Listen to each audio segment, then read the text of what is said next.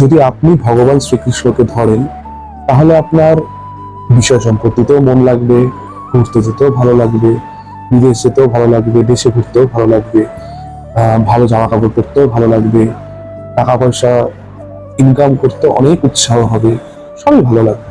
কিন্তু যদি ভগবান শ্রীকৃষ্ণ আপনাকে ধরেন তাহলে আর আর আপনার তাকে ছাড়া কিছুই ভালো লাগবে না। তখন আপনি যে পোশাকটা পরবেন সেটাও আপনার পছন্দের না হলেও চলবে, কি দরকার, মানে দেহটাতে ঢাকলেই হলো, মোটামুটি ভাবে ঠিকঠাক ভাবে হলেই হলো। আপনি যদি কোথাও যাবেন তখন আপনার মনে প্রশ্ন হবে, ওখানে গেলে কি আমি আমার প্রভুকে দেখতে পারবো? তখন কিন্তু আপনার না অর্থ ভালো লাগবে, না বৈভব ভালো লাগবে, না সম্পত্তি ভালো লাগবে, তখন শুধু প্রভুর চিন্তনই একমাত্র আপনার ভালো লাগবে, আর কিচ্ছু ভালো লাগবে না। এটার থেকে কিন্তু এটা একটা প্রমাণ হিসাবে ধরা যায়, যদি আপনার সবকিছু ভালো লাগে জীবনে, যে আমার এটা করতে ভালো লাগছে, আমার ইনকাম করতে ভালো লাগছে, আমার ঘুরতে যেতে ভালো লাগছে, আমার আরো অন্যান্য অনেক কিছু করতে ভালো লাগছে, তার মানে আপনি ভগবানকে ধরেছেন, ভগবান এখন আপনাকে ধরেনি। যখন ভগবান আপনাকে ধরবে তখন তার চিন্তন ভিন্ন, কিছুই আর ভালো লাগবে না, মনে হবে কি আছে।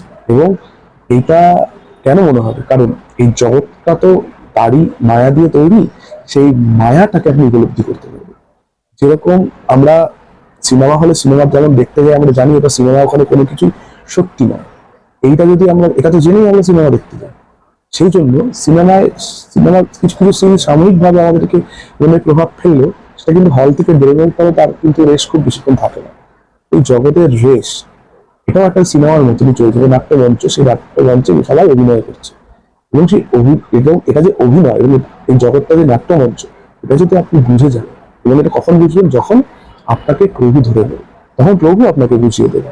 তখন আর এই জগতের নাট্যমঞ্চের কোনো কিছুই আপনারা তখন ভালো লাগে না, কারণ আপনি জানেন এই কোনো কিছু স্থায়ী নয়, সবই নশ্বর, সবই অশাশ্বত। তখন সেই শাশ্বত স্বরূপ ভগবানই আপনার জীবনের মূল স্তম্ভ হয়ে যাবে, সেই জন্যই আপনার অন্য কোনো কিছুই ভালো লাগবে। এটাই হচ্ছে ঈশ্বর যখন আপনাকে ধরে তখন সেই স্থিতিটা তৈরি হয়। শ্রীরাম।